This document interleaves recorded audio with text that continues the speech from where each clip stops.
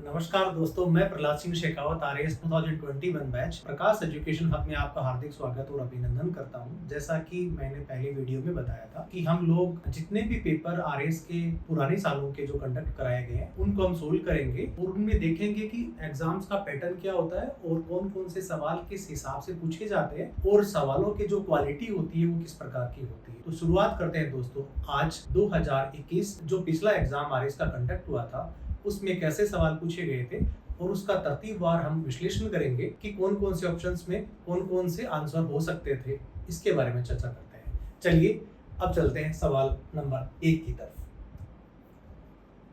पहला सवाल जैसा कि आप देख पा रहे हैं रूमा देवी के बारे में पूछा गया है। रूमा देवी के बारे में निम्न में से कौन सा कथन सही है अथवा नहीं है। तो चलिए ऑप्शंस की तरफ बढ़ते हैं। सबसे पहला ऑप्शन है उनको हस्तशिल्प क्षेत्र के तौर पे जाना जाता है। तो बिल्कुल सही बात है कि ये हस्तशिल्प के क्षेत्र में उनका बड़ा नाम है राजस्थान के अंदर। राजस्थान ही नहीं अपितु राष्ट्र की बात करें अंतर्राष्ट्रीय स्तर पे उन्होंने अपनी पहचान बनाई है। नेक्स्ट हम बात कर रहे हैं कि वे जसरापुर खेतड़ी गांव में पली बढ़ी है। नहीं, बिल्कुल ये गलत है। उनका जन्म और उनकी शिक्षा दीक्षा और वो कहाँ पे रह रही है और उनका हस्तशिल्प उद्योग कहाँ पे सबसे ज्यादा पल्लवित हुआ और अभी कहाँ पे वो काम कर रही हैं, तो वो स्थान है बाड़मेर। ठीक।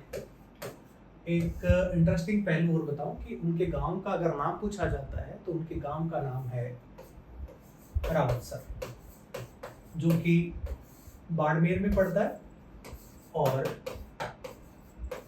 वहीं पे अपना ये हस्तशिल्प उद्योग जो है चलाती है। तो थर्ड वन की बात करें जो लिखा है कि उन्हें भारत के राष्ट्रपति द्वारा 2018 में नारी शक्ति पुरस्कार से सम्मानित अथवा उनको नवाजा गया है। बिल्कुल सही बात है ये कि 2018 में उस समय तात्कालिक हमारे राष्ट्रपति महोदय रामनाथ जी कोविंद साहब के द्वारा उनको सम्मानित किया गया था नारी शक्ति पुरस्कार से। तो ये बिल्कुल सही है। अगला ऑप्शन जो है वो है उन्होंने हजारों महिलाओं को रोजगार बढ़ावा देने में उन्होंने महती भूमिका निभाई। बिल्कुल सही बात है कि वो राष्ट्रीय स्तर पे भी अपनी पहचान बना चुकी हैं और लगभग वो 22,000 महिलाओं को रोजगार अभी तक दे चुकी है। इसके अलावा एक अन्य पहलू ये भी है कि बाड़मेर में लगभग 75 गांव जो आसपास के हैं वहां की महिलाओं को सशक्त बनाने का कार्य वो लगातार कर रही है।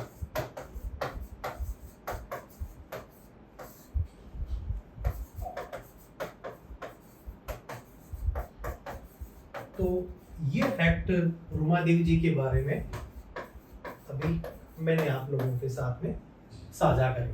एक बार दोबारा पढ़ते हैं इसको। उन्हें हस्तशिल्प क्षेत्र के रूप में जाना जाता है। उन्होंने उम्दा काम करा है इस क्षेत्र के अंदर और उनका जन्म बाड़मेर में एक राउतसर गांव है वहाँ पे हुआ है। इसके अलावा 2018 में उनको नारी शक्ति पुरस्कार के तौर पे उनको नवाजा गया है। उस समय के महिम राष्ट्रपति महोदय रामनाथ जी जो कोविंद थे उनके द्वारा इनको सम्मानित किया गया। और लास्ट वन है कि उन्होंने हजारों महिलाओं को रोजगार बढ़ावा देने में उन्होंने महती भूमिका निभाई है। बिल्कुल सही बात है कि उन्होंने ये सब किया है और राजस्थान की बहुत बड़ी प्रमुख हस्ती के रूप में भी वो उभरी है। चलिए अगले प्रश्न का रुख करते हैं। नेक्स्ट क्वेश्चन, सेकंड क्वेश्चन के बारे में हम पढ़ते हैं। बखनाजी, संतदास जी, जगन्नाथ जी महाराज और माधोदास जी नामक संतों का संबंध निम्नलिखित से किस संप्रदाय से था। ऑप्शंस की तरफ पढ़ते हैं। सबसे पहला ऑप्शन है दादूपंथ, बिल्कुल सही है। और इसके बाद में लालदासी संप्रदाय, जासनदी संप्रदाय और रामसरी संप्रदाय। लालदासी संप्रदाय के बारे में सबसे पहले चर्चा करते हैं कि लालदासी संप्रदाय का संबंध कहाँ से। लालदासी संप्रदाय का संबंध मेवात अलवर से है। तो ये नहीं हो सकता, तो इसको भी हमने रोक करा। सेकंड है जसनाजी संप्रदाय। जसनाजी संप्रदाय जो है वो कतरिया सर बीकानेर में है और यहाँ के जो अनुयायी हैं वो आग के अंगारों पे चलते हैं और फतेह फतेह कहते हैं, तो ये भी नहीं हो सकता। नेक्स्ट है रामश्री संप्रदाय। रामश्री संप्रदाय भी निर्गुण भक्ति करते हैं ये लोग, और शाहपुरा भीलवाड़ा के अंदर फूल डोल का मेला लगता है होली के नेक्स्ट दिन, और यही इसका आंसर जो है वो ये भी नहीं हो सकता। अभी हम जो फर्स्ट आंसर है दादूपंथ के बारे में, उसके बारे में जानकारी हासिल करते हैं कि ये क्या है। इसके बारे में अगर हम बात करें तो दादूपंथ जो है वो दादू दयाल जी एक संत हुए हैं, उनके नाम से जाना जाता है। वस्तुतः इनका संबंध सबसे पहले गुजरात में था और वहाँ जन्म होने के बाद इनकी जो कार्यस्थली थी वो राजस्थान में हुई, और ये नरेना में इन्होंने अपनी जो पीठ को यहाँ पे स्थापित किया। और इनके जो प्रमुख संत हैं उनको 52 उनके संत थे जो उनके शिष्य रहे हैं, उनको 52 स्तंभ के रूप में जाना जाता है। इसके अलावा इनके 5 पंथ जो है उन्होंने बनाए। सबसे पहले नागा, विरट,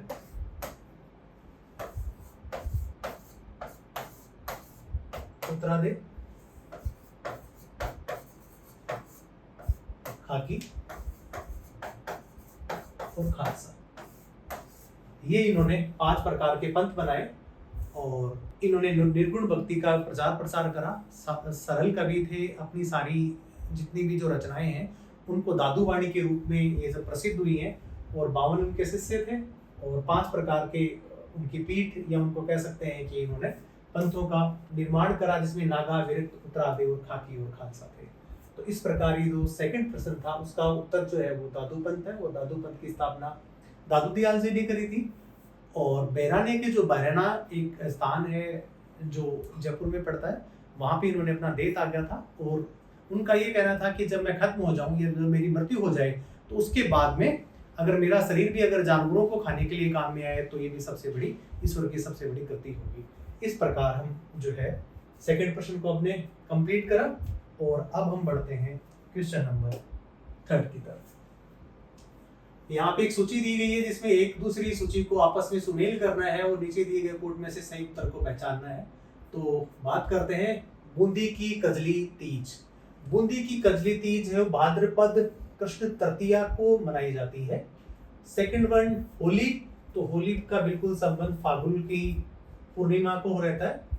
और पर्युषण जो है, पर्युषण जैनों का एक त्योहार है और ये मनाया जाता है भाद्रपद में मनाया जाता है। और गणगौर तीज तिवारा बावड़ी ले डूबी गणगौर, तो गणगौर सबसे लास्ट में मनाया जाता है। अथवा भारतवर्ष के अंदर राजस्थान में हम अगर त्योहारों की बात करें तो गणगौर सबसे लास्ट में मनाया जाता है, जिसकी एक सामान्य सी कहावत है, तीज त्योहारा बावड़ी ले डूबी गणगौर। इस प्रकार से इसका जो आंसर है वो होगा ABCD। तो जिसमें हम ये कह सकते हैं कि आंसर इसका होगा ये वाला। चलिए ठीक है, अगले प्रश्न की तरफ बढ़ते हैं। निम्नलिखित में से कौन से सिद्धांत जैन धर्म से संबंधित हैं? ठीक है, सबसे पहले अनेकांतवाद, सर्वस्तिवाद, शून्यवाद और शातवाद। इस प्रकार ये जो 2 वाद हैं जिसको हम कह सकते हैं अनेकांतवाद, जिसमें ये कहा गया है कि संसार के अंदर विभिन्न प्रकार के वाद हो सकते हैं और सभी वादों का अलग अलग उनके प्रकार के मत हो सकते हैं अथवा उनके मत हो सकते हैं, और सभी जो मत है वो जैन धर्म के अनुसार सारे सही कहे जा सकते हैं। इसके अलावा शादवाद, शादवाद भी जैन धर्म की ही एक धारणा है जिसमें सापेक्षवाद को माना गया है कि कोई भी विचार है वो हमेशा सापेक्ष रूप में से ही एक दूसरे के साथ में निकलते और जुड़ते चले जाते हैं। तो नंबर 4 जो क्वेश्चन है उसका आंसर होगा 1 और 4। चलिए आगे बढ़ते हैं। अगला प्रश्न है राजस्थान के रीति रिवाजों में आणु क्या है? बिल्कुल सही है, ये सवाल बिल्कुल राजस्थान की जितनी भी संस्कृति उसके बारे में राजस्थानी विद्यार्थी राजस्थानी भाषा का जो पठन करते हैं उसके बारे में सवाल पूछा गया है। कुआं पूजन तब करती हैं औरतें, कुआं पूजन जब करती हैं जब कोई मांगलिक कार्य होता है अथवा अगर किसी महिला के कोई बच्चा वगैरह हो जाता है उसके बाद उसका पूजन करने के लिए नजदीकी पास वाले कुएं से वो पूजा पाठ करके और जब घर की तरफ लौटती हैं तो उसको बोला जाता है कुआं पूजन। नेक्स्ट वन है, दुल्हन के परिवार द्वारा वर की बारात का डेरा देखने के लिए जब जाती हैं तो उसको इस प्रश्न के अनुसार आणु कहा जाता है, तो ये बिल्कुल गलत है, ये नहीं हो सकता इसका। इसके अलावा थर्ड जो ऑप्शन है वो लिखा गया है कि विवाह के पश्चात दुल्हन को दूसरी बार जब ससुराल भेजते हैं, तो ये बिल्कुल ही करेक्ट है, उसको स्थानीय भाषा में आणु कहा जाता है। ओके, और फोर्थ ऑप्शन है उसकी बात करें तो ये है जल जूलनी एकादशी की पूजा। ये तो जल जूलनी एकादशी की जो पूजा है वो जब भगवान श्री कृष्ण का जब जन्म हुआ था तो माता यशोदा ने पहली बार जब भगवान श्री कृष्ण जी को जब नहलाया था उस दिन जो 11 आती है, जो एकादशी आती है, उसी को जल जूलनी एकादशी के रूप में जाना जाता है, तो ये भी इसका आंसर नहीं हो सकता। तो प्रश्न का उत्तर जो सही है वो है विवाह के पश्चात दुल्हन को जब दूसरी बार ससुराल भेजते हैं उस जो है एक शब्द जिसका प्रयोग किया जाता है कि आणु का मतलब आप अपनी बच्ची या अपनी बहन या बेटी को उसके ससुराल जब पहली शादी होने के बाद जब दूसरी बार जब जाती है तो उसको आणु कहा जाता है। चलिए अगला सवाल, प्रश्न संख्या 6 की तरफ बढ़ते हैं। इसमें भी सूचियों के बारे में लिखा गया है और सुमेलित करना है एक दूसरे से कि सूची 1 और सूची 2 को आपस में सुमेलित करना है तथा नीचे दिए गए कूट में से सही उत्तर को चुनना है। चलिए ठीक है, अभी हम बात करते हैं हावड़ा षड्यंत्र केस। हावड़ा षड्यंत्र केस का संबंध किससे था? लाहौर षड्यंत्र केस का संबंध किससे रहा है? दिल्ली षड्यंत्र केस का संबंध किससे रहा है? और अलीपुर षड्यंत्र केस का संबंध किससे रहा है? चलिए बात करते हैं। अगर सामान्य तौर पे अगर देखा जाए कि अगर आपको क्वेश्चंस नहीं आ रहे हैं तो सबसे पहले हम पढ़ते हैं कि राजगुरु का संबंध किससे रहा होगा। आपको पता है कि राजगुरु चंद्रशेखर आजाद, भगत सिंह और सुखदेव जैसे सरीखे जितने जो लोग थे उनका संबंध था लाहौर षड्यंत्र केस में, जहां पे लाला लाजपत राय को जब लाठियों से पीट डाला था उसके बाद एक अंग्रेज अधिकारी को मारने के लिए उन्होंने लाहौर षड्यंत्र केस, एक राजा था और इसमें जो भूमिका थी वो थी राजगुरु की। चलिए दूसरा पढ़ते हैं कि दिल्ली षड्यंत्र केस। दिल्ली षड्यंत्र केस का सीधा मतलब है कि उन्होंने मास्टर आदित्य अमीचंद जो है उनका संबंध दिल्ली षड्यंत्र केस से है। अगला प्रश्न पढ़ते हैं कि हावड़ा षड्यंत्र केस का संबंध किससे है? तो यह है जतींद्र नाथ मुखर्जी के संबंध से जाना जाता है। और लास्ट वन अपना बच गया है अलीपुर षड्यंत्र केस। अलीपुर षड्यंत्र केस अरविंद घोष के नाम से जाना जाता है। तो इसका सही उत्तर हो गया ए का 3, बी का 4, सी का 1 और डी का 2। तो ये जो केस थे वो आजादी के समय हमारे स्वतंत्रता सेनानी जब लड़ रहे थे अंग्रेजों के खिलाफ और अंग्रेजों को माकूल जवाब देने के लिए नरम दल और गरम दल 2 प्रकार के दलों की स्थापना की गई थी, जिसमें गरम दल का संबंध उन विचारों को हवा देने वालों के लोगों का था जो हमेशा क्रांति की बातें करते थे, जो हमेशा हिंसा की बात कहा करते थे और अंग्रेजों को उन्हीं की भाषा में उत्तर देने की जो बात कहा करते थे वही थे गरम दल। और गरम दल का जो संबंध था उन सारे जो केस हुए हैं, जो हावड़ा षड्यंत्र केस है, लाहौर षड्यंत्र केस है, दिल्ली षड्यंत्र केस है और अलीपुर षड्यंत्र केस है, इनके नाम से इनको जाना जाता है। चलिए बढ़ते हैं अगले सवाल की तरफ। विधवा पुनर्विवाह को प्रोत्साहित करने के उद्देश्य से 1871 में राजमुंद्री सोशल रिफॉर्म्स एसोसिएशन की स्थापित किसने करी थी? इसका संबंध वेरसालिंगम के द्वारा इनका संबंध है, तो इन्होंने इसकी स्थापना करी थी। इसके अलावा केटी तेलंग ये एक प्रमुख बहुत बड़े विद्वान थे और इनका संबंध इससे रहा है। तो पहला जो उत्तर है वही इस प्रश्न का उत्तर हो जाएगा। चलिए आगे बढ़ते हैं अगले सवाल की तरफ। इंडियन इंस्टीट्यूट ऑफ साइंस की स्थापना बेंगलोर में कब और किन के प्रयासों से हुई थी? तो पहला है इसका ऑप्शन 1917 में प्रफुल्ल चंद्र रॉय, बिल्कुल नहीं है। 1930 में जेसी बोस, आपको सब लोगों को पता है कि ये एक बहुत बड़े वैज्ञानिक थे।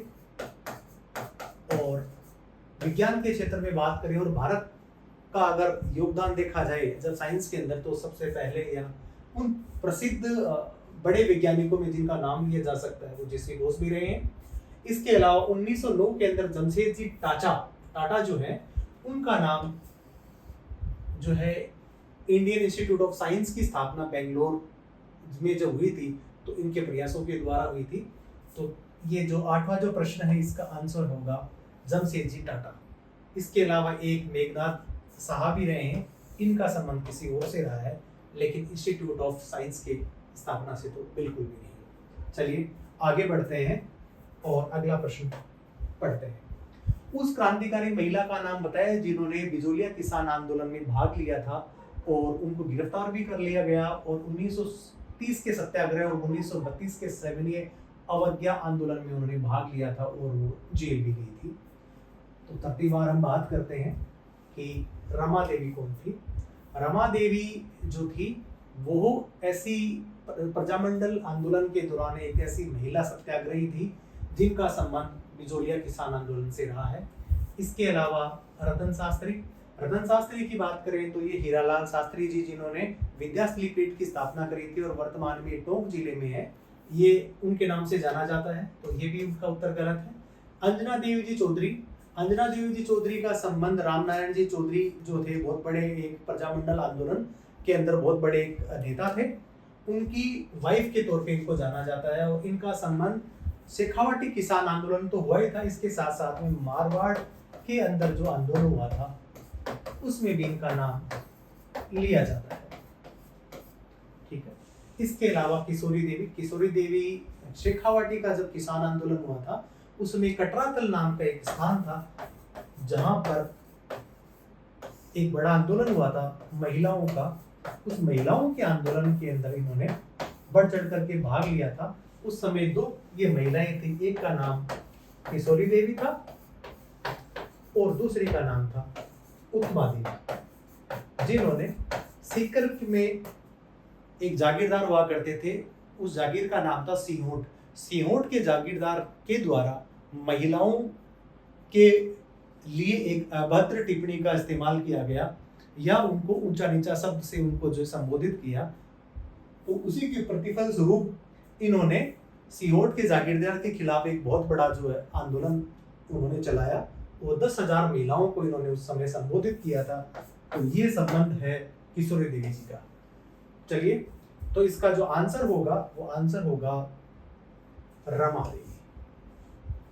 चलिए अब बढ़ते हैं अगले प्रश्न की तरफ। तो अगला प्रश्न की क्रमांक संख्या 10 है और इसमें सूची 1 और सूची 2 को सम्मिलित करना है और नीचे दिए गए कोड में से सही उत्तर को हमें चुनना है। पार्श्वनाथ का संबंध किससे है?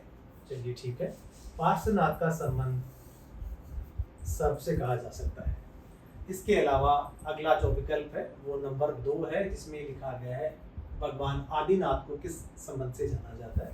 तो आदिनाथ को जो संबंध से जाना जाता है ऋषभदेव के नाम से। इसके अलावा थर्ड ऑप्शन जो है वो है महावीर का संबंध सिंह से जाना जाता है। और लास्ट वन जो बच गया है जो शांतिनाथ जी है, उनका संबंध किरण से है। ये चारों जो विकल्प हैं ये जैन संप्रदाय के जो 24 तीर्थंकर हुए हैं उन्हीं में से हैं और इनकी सूची एक से दूसरे सूची का मिलान करने के बारे में आपसे पूछा गया है।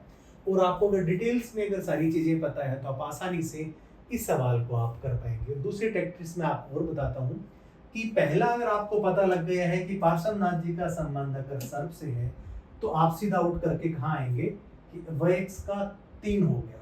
3 होते ही आपको लग जाएगा पता दूसरा कि आदिनाथ जी का संबंध किससे हो गया, बी का 1 से हो गया। तो आराम से आप देख पाएंगे कि B1 का कहीं पे भी जो है B2 में कहीं नहीं आ रहा है। तो इसका मतलब आप इस सवाल की तरफ आप आराम से बढ़ जाएंगे और ये आपका उत्तर सही होने में काफी हेल्प करने वाला है। चलिए अगले प्रश्न की तरफ बढ़ते हैं। अगला प्रश्न है, जोधपुर नरेश मान सिंह की जो रानी थी भटियानी जी प्रताप कुंवरी ने अपने द्वारा बनाए गए मंदिर को पुनः अन्यत्र स्थान पे बनवाया, क्योंकि पहले वाला मंदिर जमीन में धंस गया था और उसने उनकी प्राण प्रतिष्ठा 1857 में कराई थी। उस मंदिर का नाम क्या है? उस मंदिर का नाम है तीजा माता जी का मंदिर है और ये जोधपुर में स्थित है।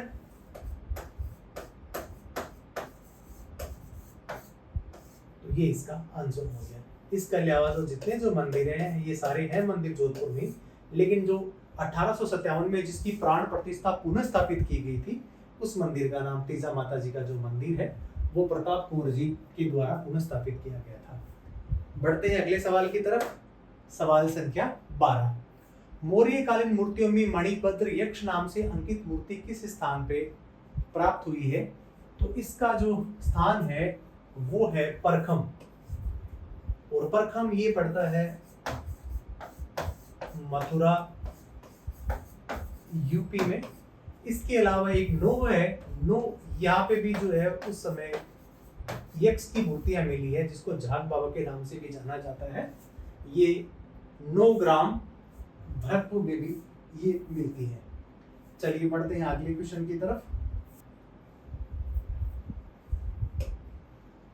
भारत छोड़ो आंदोलन के दौरान कनकलता बरुआ नामक एक कन्या जो जनता का एक जुलूस निकाल रही थी, पुलिस की परवाह न करते हुए थाने में घुसने के प्रयास में गोली खाई। ये घटना किस स्थान की है? तो ये घटना अगर हम पढ़ते हैं एनसीईआरटी के बुक में तो वहां पे गोहपुर नाम के एक स्थान था जहाँ पे ये घटना हुई थी और इसमें कनकलता बरुआ को गोली लग गई थी। तो ये भी आज़ादी के समय की बात है, तो तीनों ऑप्शंस गलत है। और गोहपुर जो स्थान था जहाँ पे कनकलता बरुआ की जो है हत्या हो गई थी जुलूस निकालने के दौरान। चलिए आगे बढ़ते हैं। अगला सवाल प्रश्न संख्या 14। ऊंट में से कौन सा सही एक युग्म है जो सुमेलित नहीं है? इसके बारे में बात करने वाले हैं। तो नेतरंग जो है,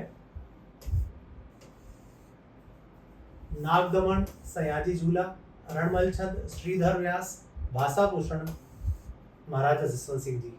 नेतरंग जो है वो बुद्ध सिंह जी के द्वारा लिखी गई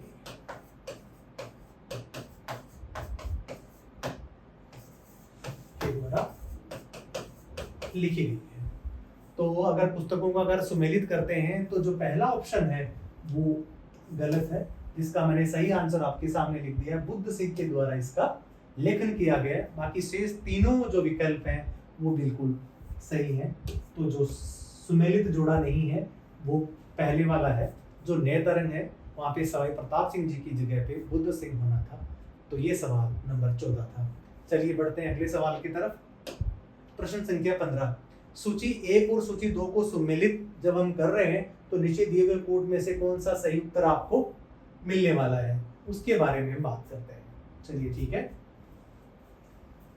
बात करने में अपन को पता लगता है व्रही का संबंध है चावल से, बी का मुद्रा का है मूंग, इसके अलावा यव का जो संबंध है वो है जौ से, और इक्षु जिसको कहा जाता है गन्ना। तो ये उस समय के तत्कालिक समय के जो शब्द थे जो प्राचीन काल में जो फसलों के जो नाम होते थे उनको इन फसलों के नाम से जाना जाता था। और वर्तमान में हिंदी के शब्द में गन्ना, चावल, मूंग और जौ है, जिसको व्रही को चावल कहा जाता था, मुद्रा को मूंग कहा जाता, यव को जौ कहा जाता था, और इक्षु वर्तमान में इक्षु का जब नाम कभी सुनते हैं इक्षु का जूस जो है वो होता है गन्ना। तो हम ये पहचान सकते हैं कि अगर अपने को एक पहले पता हो, अगर हमें एक पता है कि इक्षु का संबंध किससे है तो डी का अगर आप क्या कर लेते हैं, डी का अगर 1 कर लेते तो आंसर हो जाता है 2। सॉरी ये ए का 4 नहीं है, ये वाला है। 4th क्वेश्चन है ए का 2, बी का 3, सी का 4 और डी का 1। चलिए प्रश्न संख्या 16 की तरफ बढ़ते हैं। बयाना दुर्ग स्थित वरी विष्णुवर्धन विजय स्तंभ का निर्माण किस काल में हुआ था? तो ये संतलात काल में नहीं है कि सबसे अगर बयाना का दुर्ग जो है वो गुप्त काल के दौरान जो है ये हुआ था। और उस समय कहा सकता है कि सब गुप्त काल के समय समुद्रगुप्त का काल स्वर्णिम काल के रूप से जाना जाता है।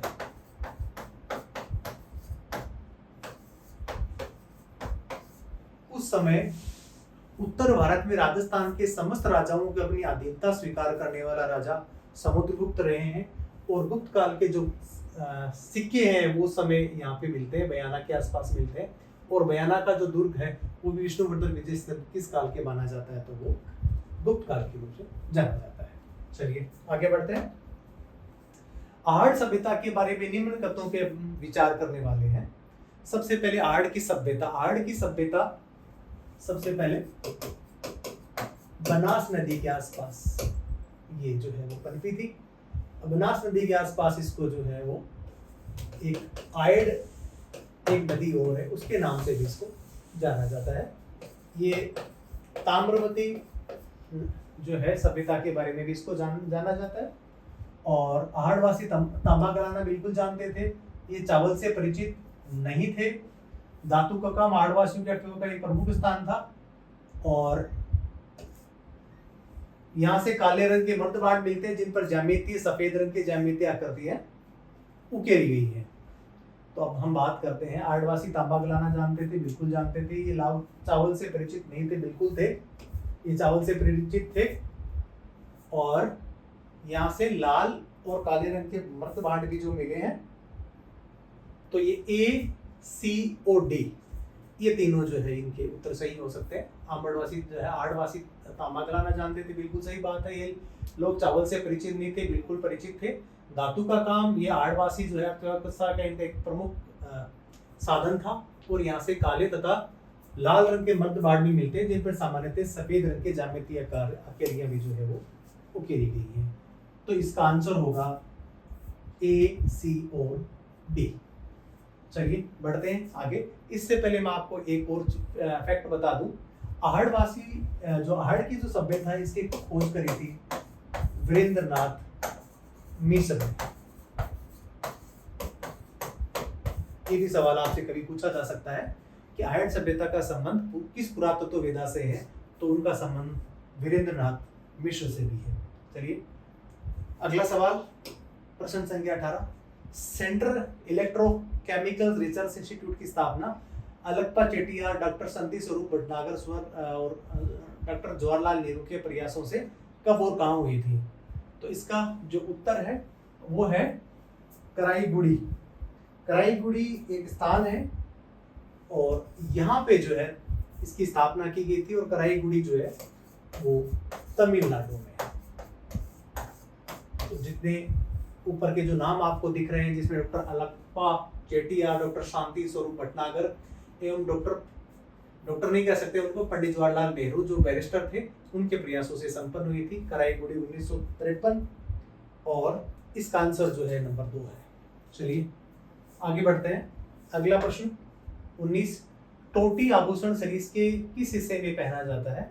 ये राजस्थान का इतिहास, कला और संस्कृति से जुड़ा हुआ एक प्रश्न है और ये महिलाओं के आभूषण से संबंधित ये प्रश्न पूछा गया है। तो ये जो टोटी है वो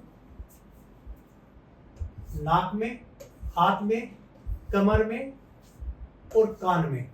तो सबसे पहले इसका जो उत्तर है वो हो जाएगा कानों में। तो ये कान के अंदर जो उत्तर है, कान के अंदर जो पहना जाता है, ये नाक के अंदर बेसरी पहनी जाती है, हाथों के अंदर कंगन पहने जाते हैं, बाजूबंद है और बहुत सारे ऐसे आभूषण जो हाथों में पहने जाते हैं। और कटी का मतलब कमर है।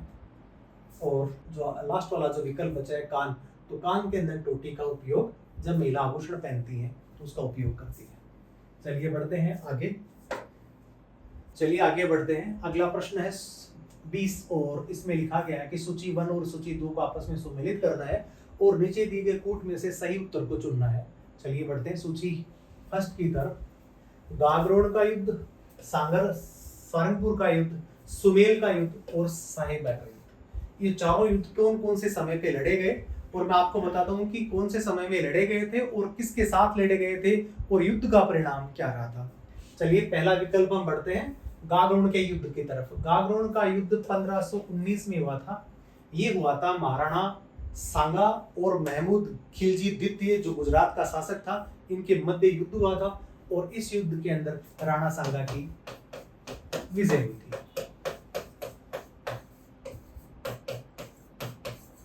सेकंड ऑप्शन की तरफ बढ़ते हैं, सारंगपुर का युद्ध। सारंगपुर का युद्ध महाराणा कुंभा और महमूद खिलजी प्रथम जो गुजरात का शासक था उनके मध्य हुआ था, और सारंगपुर के युद्ध के अंदर महाराणा कुंभा की जीत हुई थी, और इस जीत के उपलक्ष्य में महाराणा कुंभा ने विजय स्तंभ का निर्माण करवाया। ये भी एक फैक्ट आपको याद रखना है। और चलिए तीसरे विकल्प की तरफ बढ़ते हैं, सुमेल का युद्ध। राजस्थान के इतिहास की बात करें और सुमेल के युद्ध की बात अगर नहीं करें तो बेमानी सा होगा। सुमेल का युद्ध, जिसको गिरी सुमेल का युद्ध के नाम से जाना जाता है, ये 1544 ईस्वी में हुआ था, और गिरी सुमेल का युद्ध मालदेव और शेरशाह सूरी के बीच में हुआ था।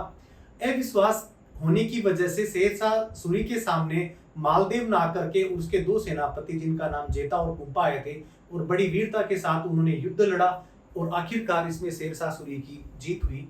लेकिन उस जीत के बाद में मतलब हम कह सकते हैं कि शेरशाह सूरी सिर्फ जीता सा था, बाकी इसकी पूरी सेना जो थी वो खत्म सी होगी। और उसके बाद उन्होंने एक सेंटेंस कहा था, एक जो बात कही थी कि एक मुट्ठी भर बाजरे के खातिर में पूरी हिंदुस्तान की जो बादशाह को खो देता, तो एक ये भी जो है उन्होंने कहा था। चलिए आगे का विकल्प है साहिबा का युद्ध। साहिबा का युद्ध 1541 और 42 ईस्वी के आसपास हुआ, और ये युद्ध मालदेव जो मारवाड़ का शासक था, और इसके सामने थे बीकानेर के राजा जेत सिंह। इन दोनों के मध्य युद्ध हुआ, और इस युद्ध का परिणाम निकला जिसमें मालदेव की हुई विजय। तो ये चारों ऑप्शन हमने पढ़े, और चारों का मैंने आपको तरतीबवार बताया कि इसका परिणाम क्या निकला, और ये किस शासक का जो संबंध कौन से शासक के साथ रहा, और ये युद्ध के रूप में परिणित किया गया। चलिए बढ़ते हैं अगले क्वेश्चन की तरफ। और क्वेश्चन का अगला जो क्वेश्चन है उसमें राजस्थान में कहाँ वैदिक यंत्रालय छापाखाना स्थापित किया गया है, तो हम ये कह सकते हैं कि जोधपुर में भी नहीं है, ये उदयपुर में भी नहीं है, ये जयपुर में भी नहीं है, और लास्ट का जो विकल्प है वो बचता है अजमेर। तो ये वास्तविक रूप से अगर देखा जाए तो वैदिक यंत्रालय जो छापाखाना है वो अजमेर में स्थापित किया गया था। इस क्वेश्चन में कुछ ज्यादा कुछ बताने के लिए है नहीं, और बढ़ते हैं अगले क्वेश्चन की तरफ। चलिए अगले सवाल की तरफ बढ़ते हैं। क्वेश्चन नंबर 22, सूची 1 और सूची 2 का आपस में सुमेलित करना है, नीचे दिए गए कोट में से सही उत्तर को चुनना है। सूची 1 और सूची 2 को हम अगर तो मिलाते हैं तो इसके कैसे उत्तर बन सकते हैं, देखते हैं। ये एक तरफ है लोक वाद्य यंत्र, और उनके सामने प्रख्यात कलाकार जो इनको बजाते हैं। चलिए सबसे पहला सवाल, बपंग। बपंग का संबंध किससे? बपंग का संबंध जहूर खां से है, और बपंग जो है वो मेवाड़ क्षेत्र के अंदर जो है इसको बजाया जाता है। इसके प्रसिद्ध कलाकार है वो जहूर खां रहे हैं। चलिए आगे वाला, नड पश्चिमी राजस्थान में चरवाओं के द्वारा जो है इसको बजाया जाता है, और कर्णा भील इसके प्रख्यात कलाकार रहे हैं। अलगोजा रामनाथ जी चौधरी के द्वारा इसको जो है बजाया जाता तो नहीं है, लेकिन इसको कह सकते हैं इसके द्वारा इनको प्रसिद्ध किया गया है, या प्रसिद्ध इसके कलाकार रहे। और लास्ट वन में खड़ताल का संबंध सद्दी खां से है, जो पश्चिमी राजस्थान से आते हैं, और ये कमायचा और खड़ताल ये दोनों लंगा और मंगनियार दो प्रकार की जो जातियां हैं जो वाद्य यंत्रों और जो लोकगीतों का उपयोग करती हैं, और पश्चिमी राजस्थान में इनके जो लोकगीत काफी प्रचलित और लोकप्रिय हैं। तो ये सवाल नंबर 22 जिसका उत्तर है फर्स्ट, ए का 2, बी का 3, सी का 4 और डी का 1। चलिए बढ़ते हैं अगले सवाल की तरफ। और अगला सवाल है, निम्न कथनों पे विचार कीजिए और दिए गए कोट का प्रयोग करते हुए सही उत्तर का चयन करना है। कथन सबसे पहले सुनते हैं, विजयनगर के शासक कृष्णदेव राय ने अमुक्तमाल्य ग्रंथ की जो रचना करी थी, बिल्कुल सही करी थी। विजयनगर के शासक कृष्णदेव राय जो साहित्य के रूप में काफी प्रसिद्ध थे, और उनकी रचनाएं काफी उन्होंने करी, और उन्होंने बहुत सारे विद्वानों को आश्रय और प्रसाद दिया। और कृष्णदेव राय को आंध्र भोज जो एक उपाधि थी उसके नाम से भी उनको जाना जाता है, तो ये बिल्कुल सही है।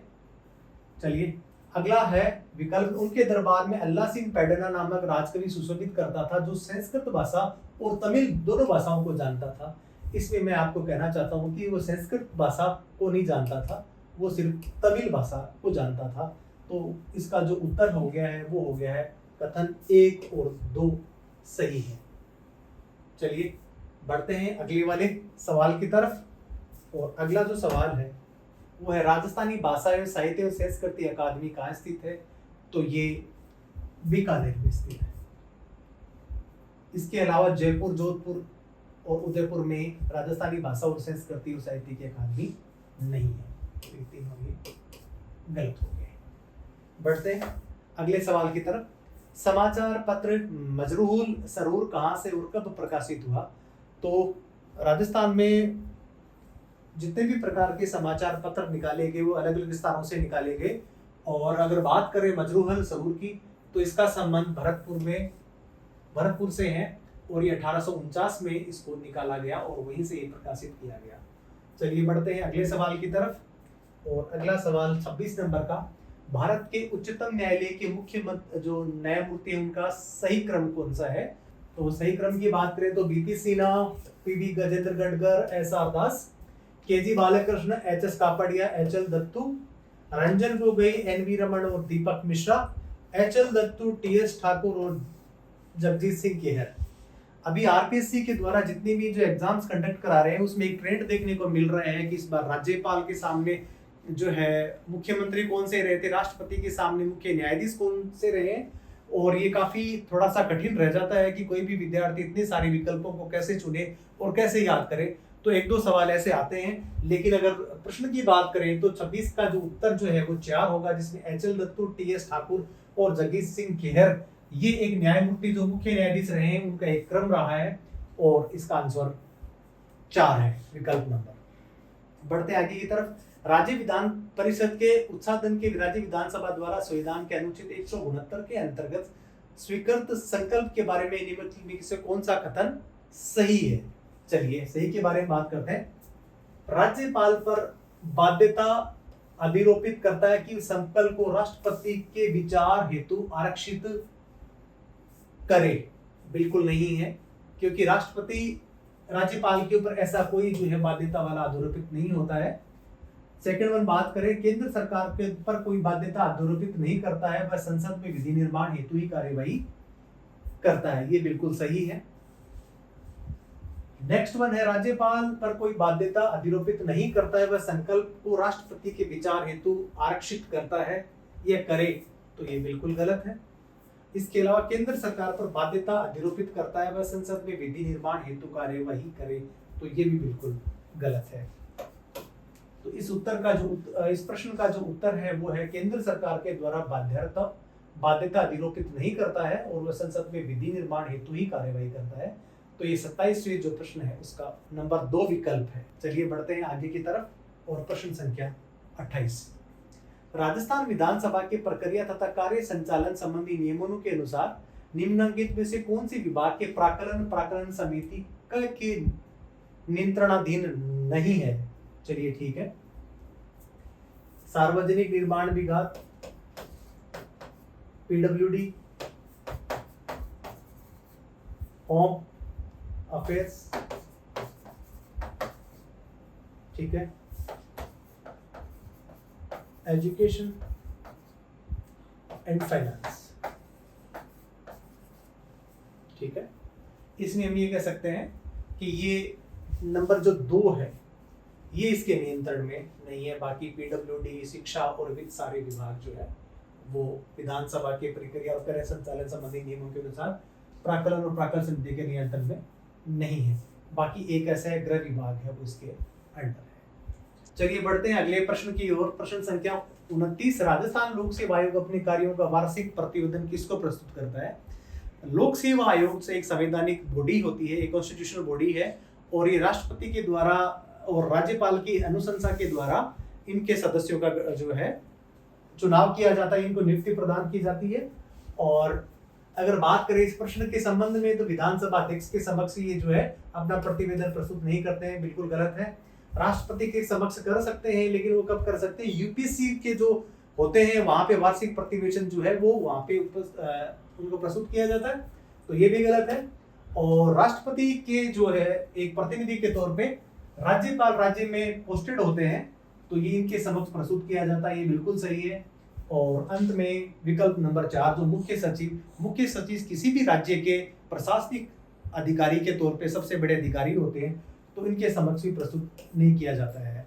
तो 29 का जो अगर विकल्प देखा जाए, इसका आंसर देखा जाए तो राज्यपाल के समक्ष पेश किया जाता है, तो इसका आंसर 3 है। बढ़ते हैं अगले प्रश्न की तरफ। राजस्थान नगरपालिका अधिनियम 2009 के प्रावधानों के अनुसार राज्य सरकार द्वारा नगर परिषद में अधिकतम कितने व्यक्ति निर्दिष्ट किए जा सकते हैं? तो किए जा सकते हैं 12। 10 भी नहीं है, 8 भी नहीं है और 6 भी नहीं है। ये राजस्थान नगरपालिका अधिनियम 2009 के जो प्रावधान है उनके अनुसार नगर परिषद में अधिकतम कितने नाम निर्दिष्ट किए जा सकते हैं? तो 12 है।